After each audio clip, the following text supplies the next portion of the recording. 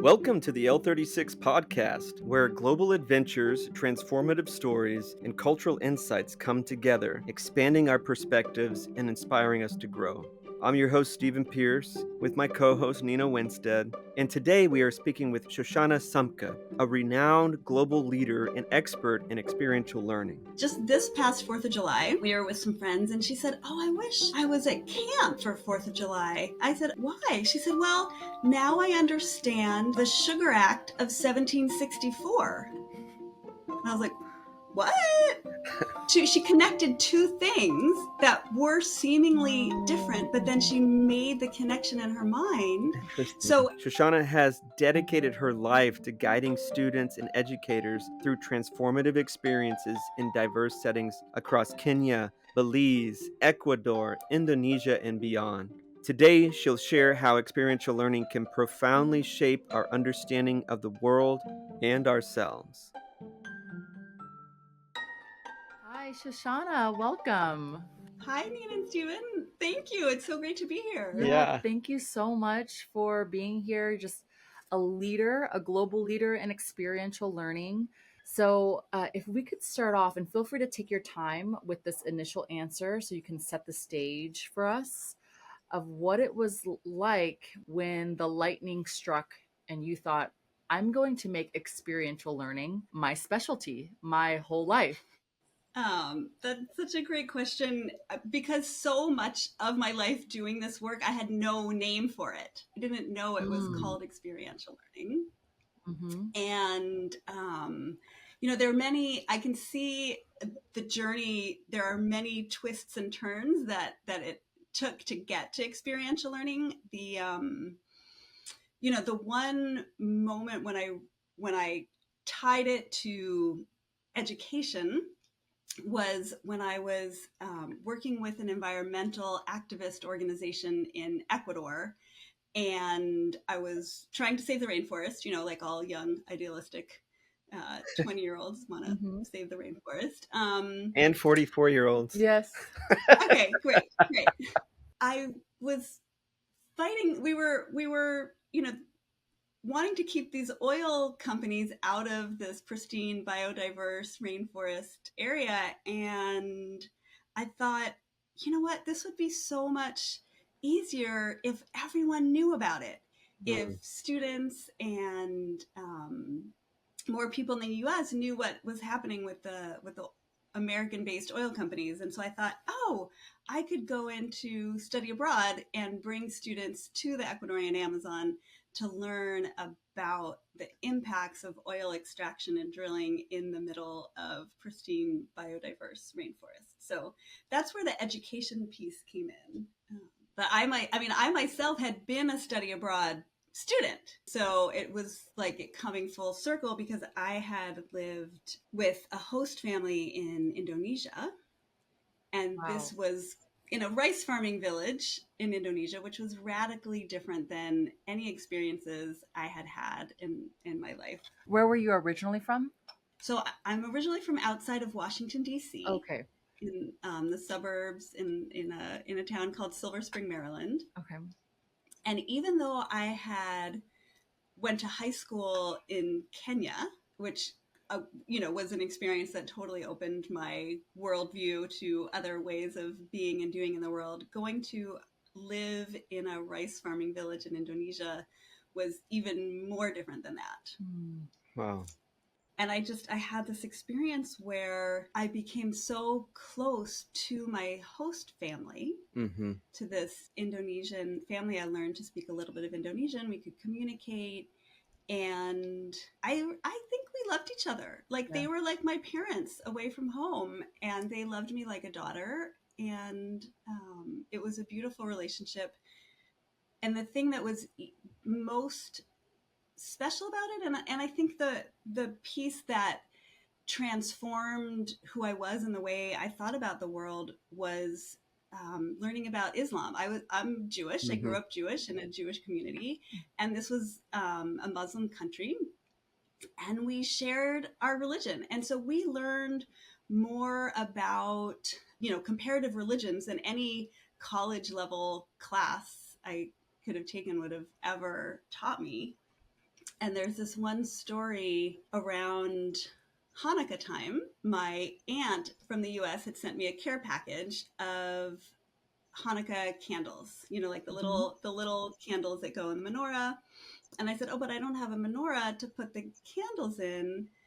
And my host father, my Indonesian Muslim host father, was a woodworker. And I said, could you just get a block of wood and just put, 8 holes, and then there's one hole is a little higher than the rest. Can you just put, make just a discarded block of wood and put some 8 holes in it so I can light the candles to celebrate my holiday?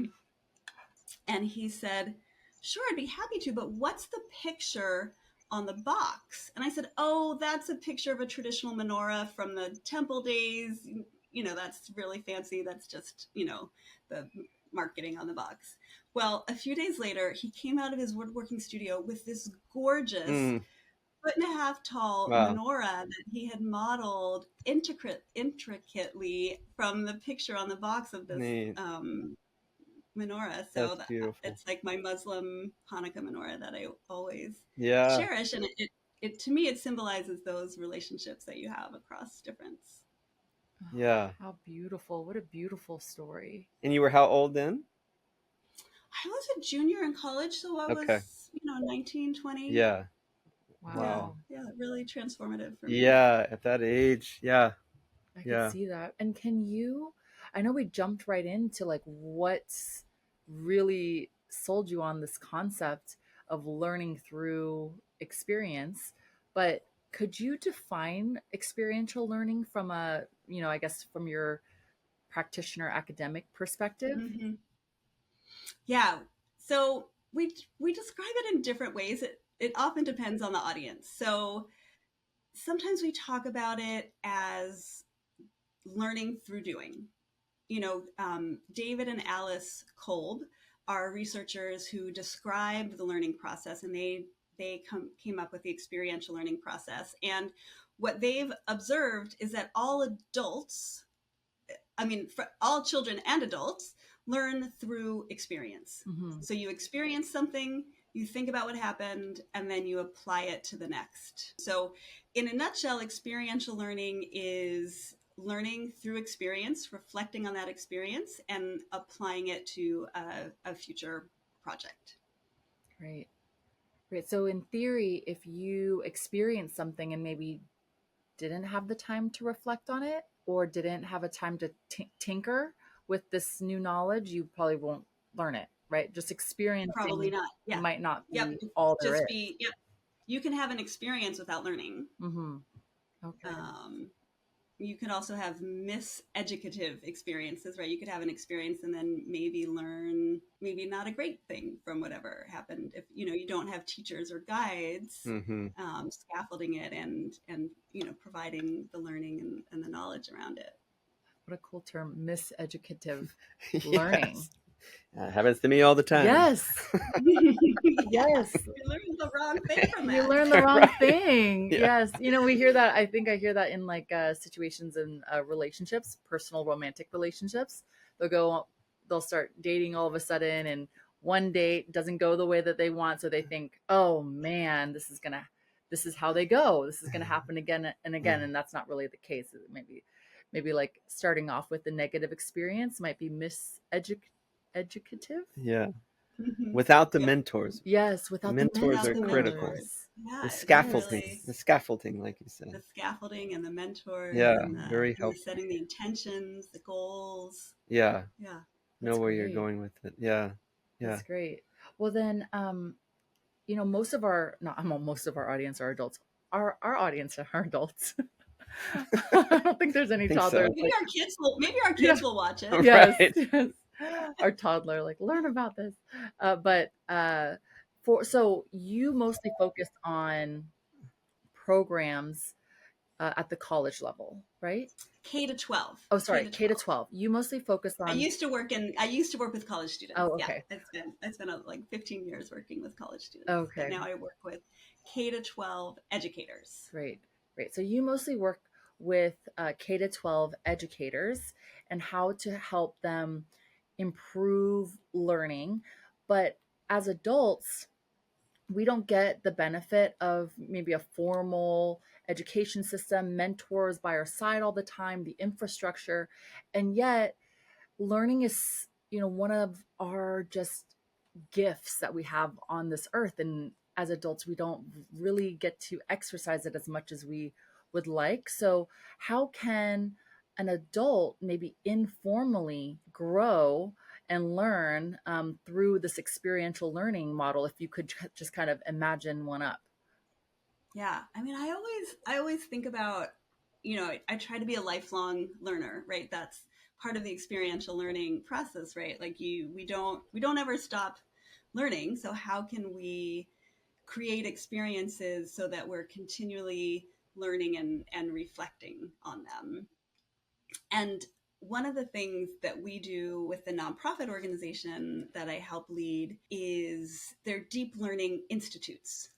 So, it's a professional development opportunity. So someone would need to think, hey, I'd like to learn something new. And it's an immersive experience modeled after experiential learning practices. Okay. So we bring educators together in an unconference. This is not a conference. Yeah, I love And that. yeah, yeah. And create the experience so that they can feel what it feels like to be a student of experiential learning. Mhm. Oh, So cool. if yeah, if you were a student, you would experience this. And so instead of, adults sitting around the room talking about experiential learning, we do it. Mhm. We Cool. go to a school and have the teachers and educators at that school lead us through programs, immersive courses or workshops that they might do with their students, and then the adults go through this learning process and have the opportunity to reflect on it, to think about how it might tie to what they do and their learning, and then hopefully take it home so that they can apply it to their practice. What's like an example of that? Yeah, so it looks like place-based learning. That's one of the ways that we do it. So I was participating in an experience last winter in Albuquerque, New Mexico, with some of our host schools. So these are schools that are members of our organization, and I got to participate in an experience around social justice art. Mhm. Oh, So, how do you communicate social justice ideas through different mediums in art? in- And we started with the theory: what is social justice? What is art? And then how do you put the two together? yeah. Um, and we traveled to the Albuquerque Art Museum Mhm. and saw an exhibit that was talking about different people's ideas and identities and backgrounds. And we got to go through the exhibit, and we had, like a little booklet, like answer these questions, find this piece of art that speaks to you, or find this, what is one piece of art that really, you have a lot of questions about, and take a picture of it and write about it and then bring it back. And then we just came back together as a group. It's interesting, in a group of 12 to 15 people, everyone had a different work of art that spoke to them. Mhm. And so we discussed as a group, what did that one mean to you? What did each person connect with? And then we talked about, well, how could you bring that back into your life? And is there something that you want to do? And we each wrote a little, at the end, we each wrote our own zine, like a little mini magazine, like a handwritten Okay, magazine, and we produced our own social justice art at the end. Wow. that's So that's just awesome. a little example. It's a full day a Great. full day workshop in Albuquerque, New Mexico. But you're doing something live, it's action Mhm. oriented. You're literally in the field. You're in a museum, but you're out there doing something. And then you put all that together. But you kind of thought about it first. Like you created a theory of how those come together. Hmm. You go out in the Yep. field, you have an experience, and then they come back, and the reflection process or the conceptualization of it, how does that occur? Is that still in the field? You could either do it in the field or back Yeah. in a classroom. Okay. Okay. We Yeah, we did it back in the classroom, but you Yeah. could also do it in the field. It's having that guide, the facilitator of the group, say, okay, we've had this experience, stop, now it's time to stop. Let's reflect on it. What did it mean to you, and how might you create something new out of this experience that you just had? That's so fun. So it doesn't always happen automatically. Uh-huh. And so if it's the having that guide, that facilitator, who's intentional around bringing it back, Yeah. and making sure that there's some takeaways from the Yeah. experience. Because otherwise, and we say this all the time with our teachers, otherwise it's just a field trip. You Right. go on a field trip, but you don't necessarily learn from it if you don't reflect on it, share your experience with others. It can be a written reflection, it can be a piece of art, Yeah. drawing, podcast. There's so many different ways you can reflect on it, Yeah.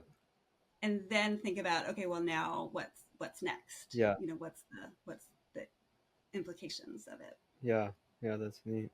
Yeah, and I was looking at Kolb's. I was actually looking to get I guess you can get credentialed in Kolb's experiential learning model. Yeah, they run an institute. Yeah, so I was looking at, I've been talking with them because I'm like, we're going to get credentialed. Yes, we are. We're going to learn how to do this. Yeah. And Great. yeah, I support it 100%. yeah. Well, so, in ours is really looking at it. The interest in it is one similar to you having an actual experience, saying, wow, this was probably the greatest way to learn. And then two, especially for me, is this kind of adventurous personal growth, and how can you get people out into the real world to kind of reawaken their own senses of adventure.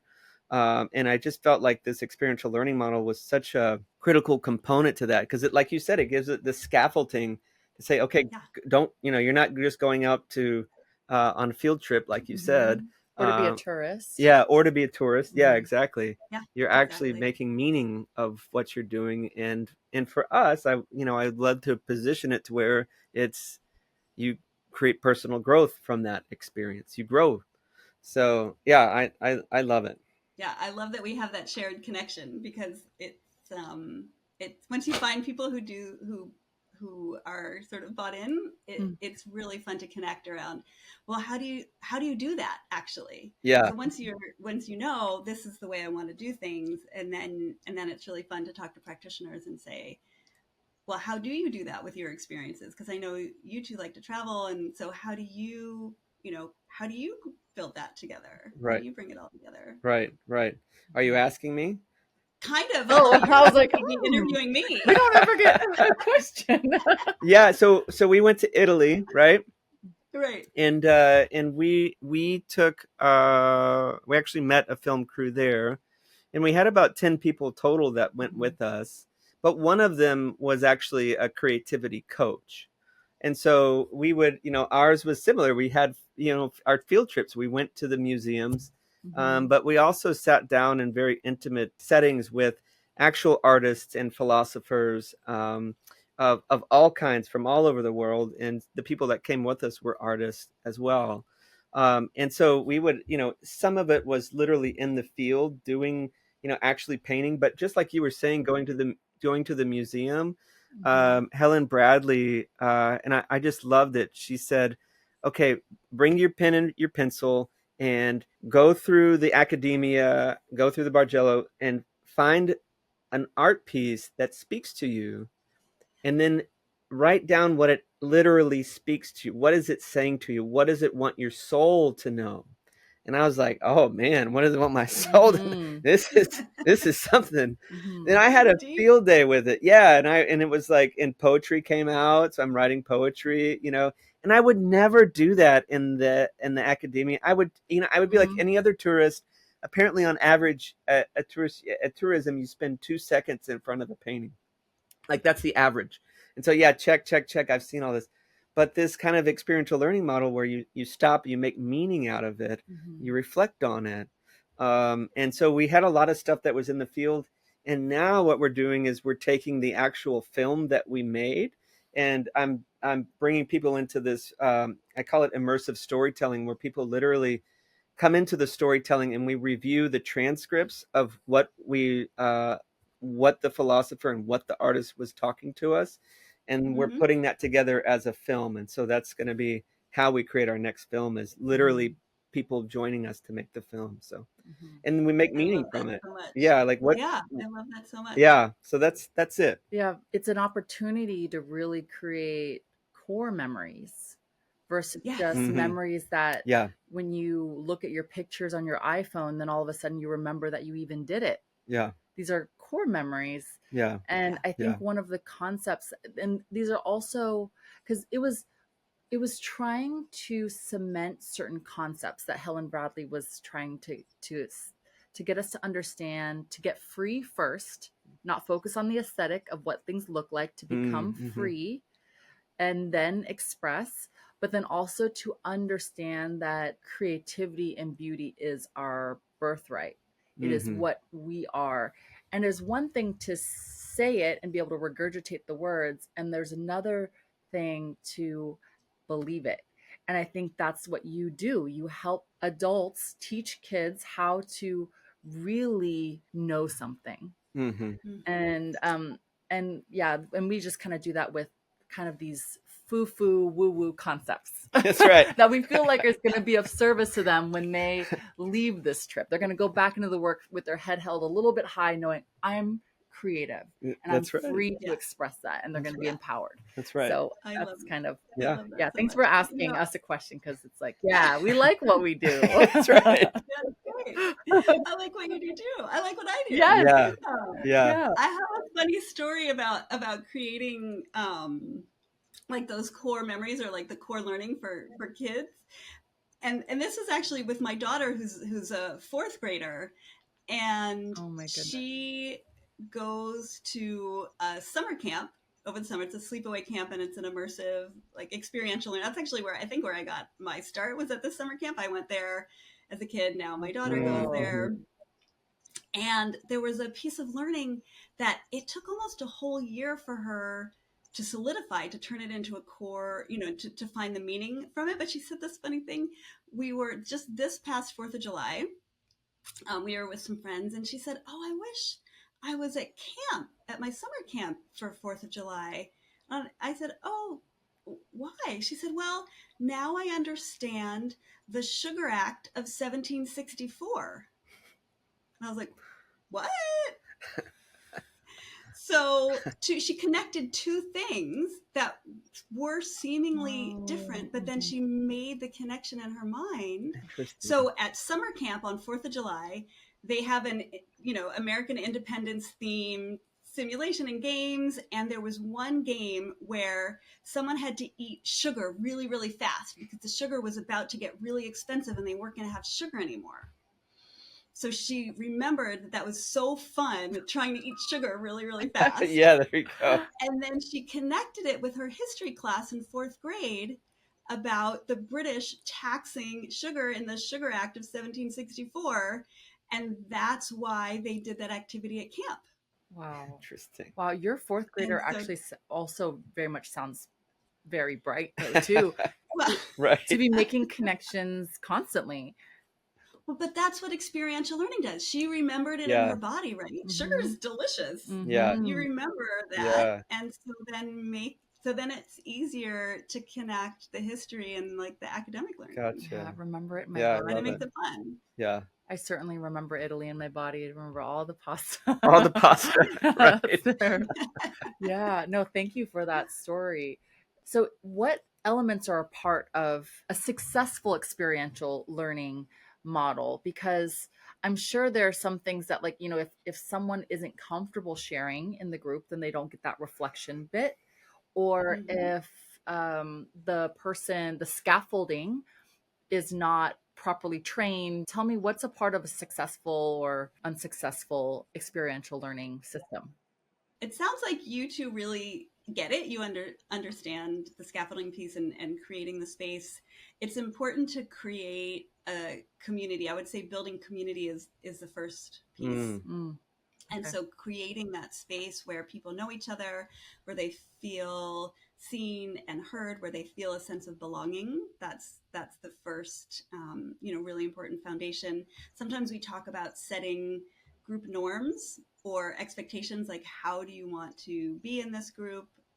So that's something you can elicit from the group. How Do we want to communicate? Do we want to have respect? Do we want to, you can set up, different expectations for how you want to be. And that is part of building community.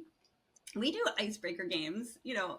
Some people have feelings about icebreaker games, but I think they're really fun to create vulnerability and have people share openly when they might, be meeting someone new. Mm-hmm. So those are some core pieces. Also, having agency. Having students have agency, have choice, feel like it's not something that they're being told or talked down to, but that they're an active part in their learning. Mm-hmm. And young people need this, and adults need this choice and agency, and feeling like it's something that they're choosing to do. That they have a say. Do you find that that's difficult for some? I imagine I had some, when I think back to teachers that I had some that were very, they welcomed us into the discussion, and Yeah, some that were just, success was getting the answer right. It wasn't about the yeah, process or the journey.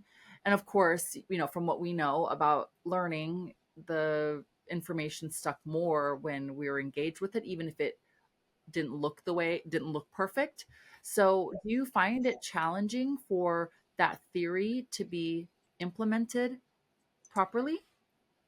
there are some schools that are very traditional, Mm-hmm. and they still focus on teaching to the test, on Mm-hmm. multiple choice, on memorizing. And sure, yeah, that's difficult, because we know that students learn best when they're actively engaged, when they understand the real world relevance of what they're learning, when they use their whole bodies. We talk about Mm. the whole student, so head, heart, hands. Mm. And this is a shorthand for using your intellect. Like, clearly we understand that school, you want to use your intellect, but heart is connecting to your emotions, because we're whole people. We any situation we come into, we have emotions going into that situation. Mm-hmm. And hands is shorthand for your whole body, like being active and learning, and not sitting in a seat all day long, but moving, having different spaces in the room, going outside, going to the courtyard. It doesn't have to be a big thing, but just moving a little bit can make a big difference. Yeah. And so those are some core components of experiential learning. Great. Great. So Stephen and I have been, well, Stephen is very much sold on this concept of service in addition to our travel. But and the experiential learning element, we've been kind of back and forth. We like don't agree. Like I think that it's difficult to implement it while we're also filming a documentary, by the way. So it's Well, difficult to do that with a group in a short amount of time. But I'm happy to be wrong. I'm happy to be wrong. But it's difficult to do that with a group in a way that isn't performative service. yeah. So and you co-wrote a book about it. And so tell us how it's done. Tell us your secrets, please. You can do service wrong, Yeah. for sure. Yeah. It can certainly come off as performative and harmful. And you can do service in a way that creates empathy and human connections, and finding our shared humanity. So Yeah. I think the most important thing is the intentions that you set, and it's building relationships, what we like to call mutually beneficial partnerships, with community-based organizations Yeah. that want you there. Yeah. That want Right, like you don't want to be imposing. Yeah. Mm-hmm. Yeah. Yeah, Shoshana, that's what ChatGPT told me. So it must have found your book. Oh, 'Cause I was like, we're not getting this right. Why does this feel so off? It feels Uh-huh. weird. And it was like, yeah, go find the communities, go find the organizations with the community, and figure out what they need. Like, don't bring what you think you need to the table. What you think will help them. Find out. But I think you're right. I mean, but to me, the other part of that you mentioned was building the relationship Mm-hmm. with them. yeah. So how do you do that? I mean, how do you authentically build the relationships?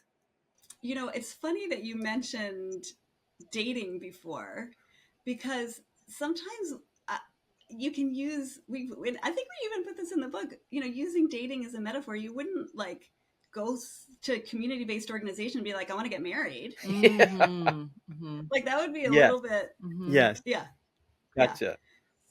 So maybe we could have a first conversation, maybe a coffee date, Yes. Gotcha. Yeah, and that just makes sense. It makes total start sense. slow. Yeah. Mm-hmm. Yeah. Yeah. Yeah. Yeah. But also when you say like the human connection, so part of the service element is establishing that relationship. And so even if we're not digging in the dirt or building something or doing something like that, we're still being of service by attempting those first dates. Mm. Exactly. Yeah, building your human connection, building empathy, understanding, building like global competencies and global understanding. What are some of the issues sort of when you get outside the tourist bubble, Mm-hmm. when you're traveling? What are some of the issues that people in the community are facing, and what are some of their solutions that they're already doing? Mm. Mm-hmm. Yeah. What are the community assets? And so it not only builds empathy and understanding, and we have a powerful voice in the US to bring those issues back here and help to implement change, even just from that learning and that understanding and empathy from the issues of whatever it is in the community. How can we be a voice and advocate for some of those issues when Mm-hmm. we return home?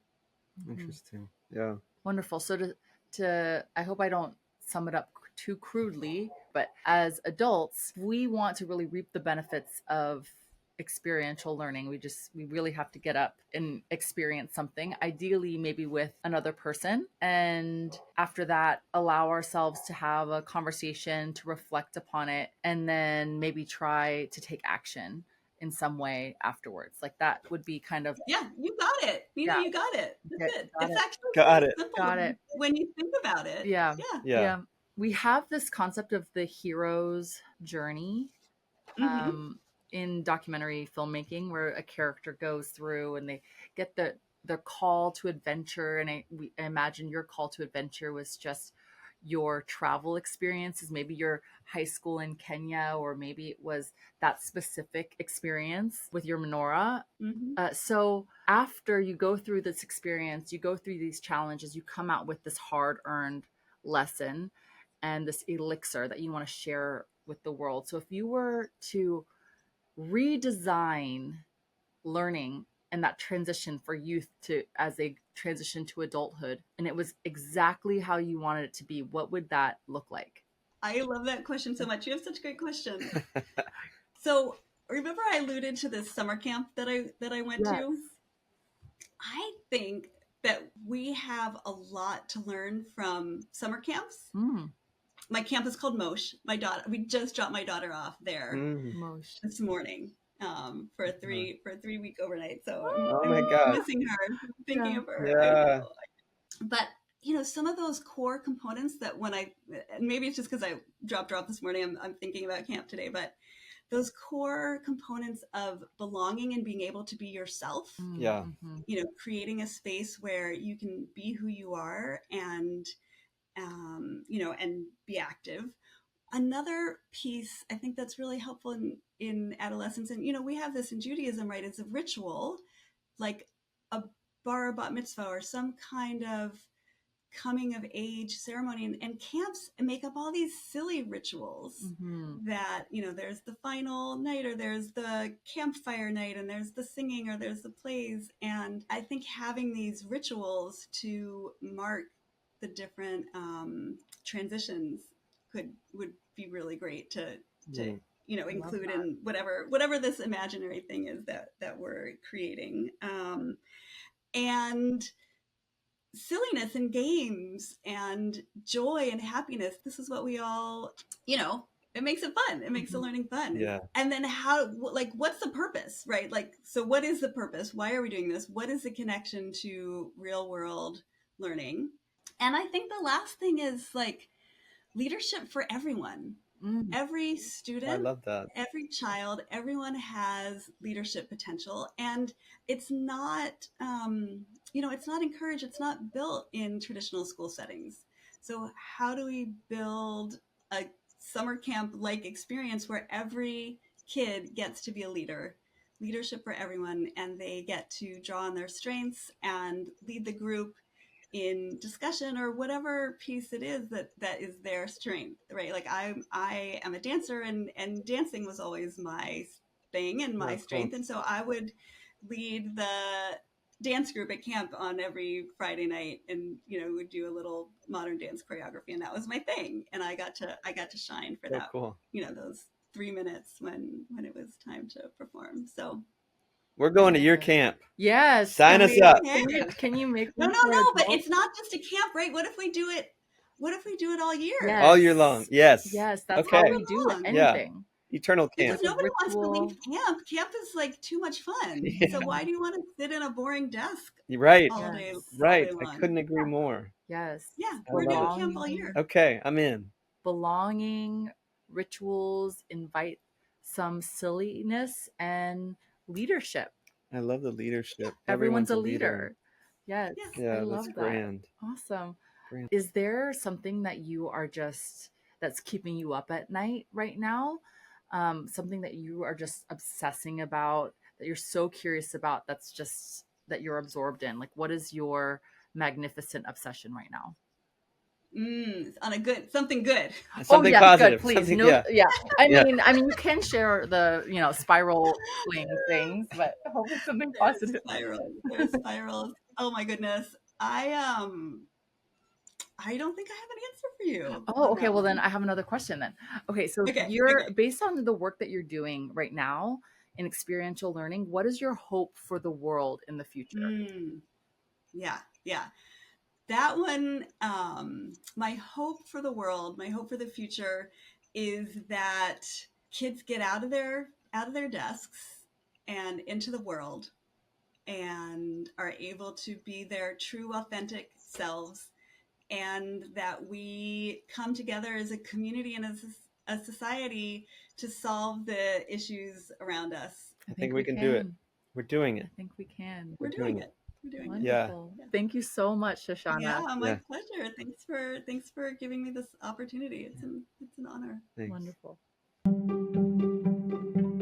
Thank you for joining us on the L36 podcast, where global adventures, transformative stories, and cultural insights come together, expanding our perspectives and inspiring us to grow. Today's powerful conversation with Shoshanna Sumka illuminated the immense power of experiential learning to create authentic connections, foster empathy, and ignite lifelong curiosity.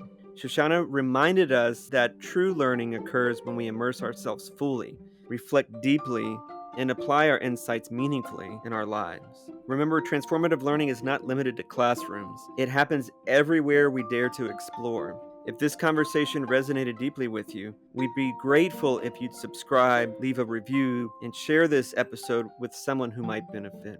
These dialogues are just the beginning. To dive deeper into today's insights or explore the rich landscape of wisdom, community, and transformative events we offer, visit us at l36.io. Join our global family of adventurers, storytellers, and changemakers dedicated to personal and cultural growth. Stay connected by following us on social media. Until next time, keep exploring, and we'll see you on the L36 podcast.